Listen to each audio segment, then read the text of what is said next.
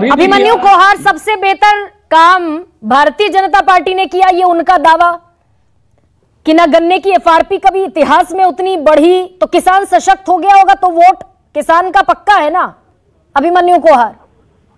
देखिए गरिमा,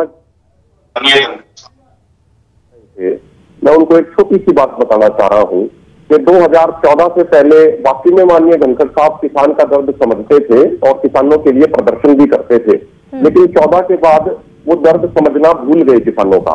अभी कुछ दिन पहले हरियाणा की एग्रीकल्चर यूनिवर्सिटी हिसार ने डॉक्टर विनय महिला ने एक रिपोर्ट छापी। वो रिपोर्ट बड़ी महत्वपूर्ण है। उसमें उन्होंने कहा कि एक किसान के पास एवरेज हरियाणा में 2.7 एकड़ लैंड है और 2 दुधारू पशु उसके पास है। तो उन्होंने बताया कि एक किसान परिवार का एवरेज जो पूरे साल में खेती पे पशुओं पे खर्च होता है वो है 3,79,000 रुपए, और उसकी आमदनी जो होती है खेती और पशुओं से वो होती है 2,48,000 रुपए। यानी उसको सालाना पशुपालन से और खेती से 1,31,000 रुपए का घाटा हो रहा है। अब इस रिपोर्ट पे संज्ञान लेने की बजाय हरियाणा एग्रीकल्चर यूनिवर्सिटी ने आदेश जारी कर दिया कि अब कोई भी रिपोर्ट उस एग्रीकल्चर यूनिवर्सिटी की एचओडी के परमिशन के बिना नहीं छपेगी, क्योंकि सरकार इससे एक्सपोज हो गई। एक बात। दूसरी बात, अभी आईसीएआर ने एक रिपोर्ट छापी जिसमें उन्होंने 75,000 किसानों की लिस्ट दी कि पिछले 10 सालों में इन 75,000 किसानों की आय दोगुनी हो गई। उसमें उन्होंने गौतम बुद्ध नगर के दादरी एरिया के भी 110 किसानों का नाम दिया। एक किसान हिमांशु 18 साल के बारे में बताया गया कि वो 5 एकड़ का किसान है और उसकी आमदनी डबल हो गई। लेकिन जब उससे जाके पूछा गया ग्राउंड पे तो उसने कहा कि मेरे नाम पे तो जमीन ही नहीं है, मैं तो खेती ही नहीं करता। तो जब मेरे नाम पे जमीन नहीं है, मैं खेती नहीं करता, तो मेरी आमदनी डबल कैसे हो गई? ये सबसे महत्वपूर्ण बात है गरिमा जी। अगली बात, लेकिन अभिमन्यु, मैंने सारी चीजें बता दी। जीडीपी में कंट्रीब्यूशन घट गया, किसानों की आत्महत्याएं बढ़ गई, आमदनी दोगुनी हुई नहीं, 27 रुपए हर रोज किसान कमाता है, C2+50 का वादा हुआ नहीं। लेकिन मैं ये पूछ रही हूं आपसे कि जब ये सीटों का गणित निकालना शुरू किया जाता है, कोई भी सियासी पार्टी हो, कांग्रेस हो, समाजवादी पार्टी हो या बीजेपी हो, तो हाल के सालों में हरियाणा की भी 10 की 10 बीजेपी के पास है। जहां जहां जो गन्ना बेल्ट कह लूं, मैं खेती किसानी का बेल्ट कह लूं, वहां ऑलमोस्ट क्लीन स्वीप है ना भारतीय जनता पार्टी के पक्ष में। तो ये जिस किसान की बात आप कर रहे हैं, या तो वो वोट नहीं देता।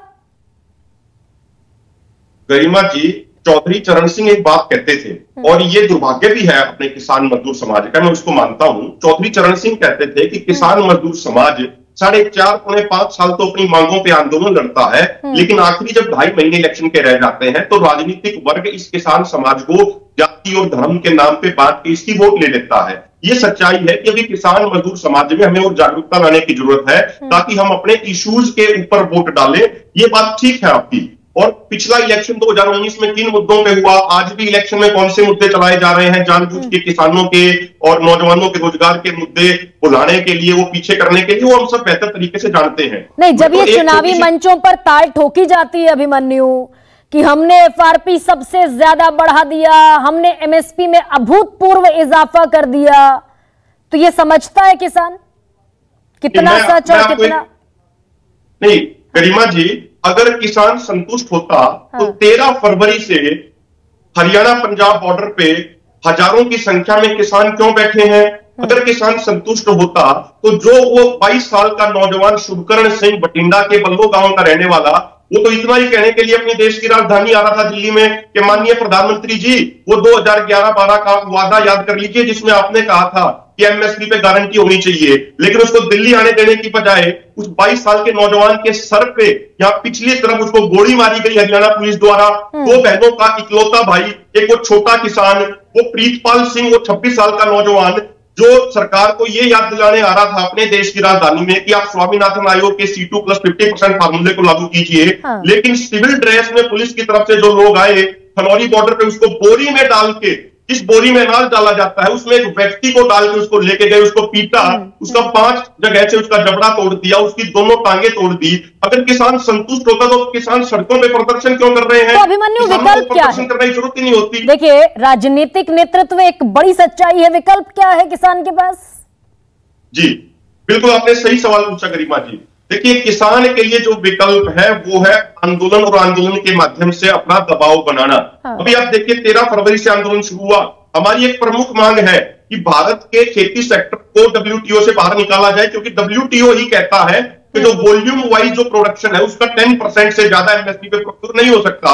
तो अब की बार भारत सरकार को हमारे आंदोलन ने मजबूर कर दिया कि इन्होंने अबू धाबी में 26 फरवरी को WTO की मीटिंग में कहा, भारत समेत 47 देशों ने, कि जो ये 10% की लिमिट का पीस क्लॉज है वो टेम्परेरी क्लॉज है, इसको परमानेंट किया जाए। और नहीं, मुझे ये ठीक है अभिमन्यु, मुझे ये बताइए कि अभी जब इतने सारे घोषणा पत्र आ गए, बीजेपी का घोषणा पत्र सामने, कांग्रेस का सामने, समाजवादी पार्टी का सामने, आरजेडी का सामने, तो इसमें कहीं विकल्प है क्या? कोई संभावना है कि कांग्रेस अगर कहे C2 + 50% देंगे, किसानों के कर्ज माफी के लिए आयोग बनाएंगे, तो वो संभावना वहां देखता है किसान?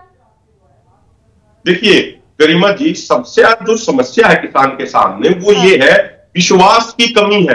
2006 में स्वामीनाथन आयोग की रिपोर्ट आई थी, 2014 तक कांग्रेस रही, लागू नहीं किया। मैं एक बात कहूंगा गरिमा जी, छोटी सी मैं बात कहूंगा। देखिए यहाँ पे भाजपा का तो क्लियर है, भाजपा ने ना तो पिछले 10 साल में किसानों के लिए कुछ किया, ना ही अब के बार के मैनिफेस्टो में कुछ किसानों के लिए कहा। लेकिन कांग्रेस वाले जो अभय दुबे जी बैठे हैं, ये स्पष्ट करें कि जो हम डिमांड कर रहे हैं कि भारत का खेती सेक्टर WTO से बाहर आए और किसानों की कर्ज मुक्ति हो, क्योंकि किसानों के ऊपर कर्ज जो हुआ है वो सरकारों की गलत नीतियों के कारण हुआ। बड़ी इंपॉर्टेंट बात कह रहे हैं अभिमन्यु आप, कि भरोसे की कमी है।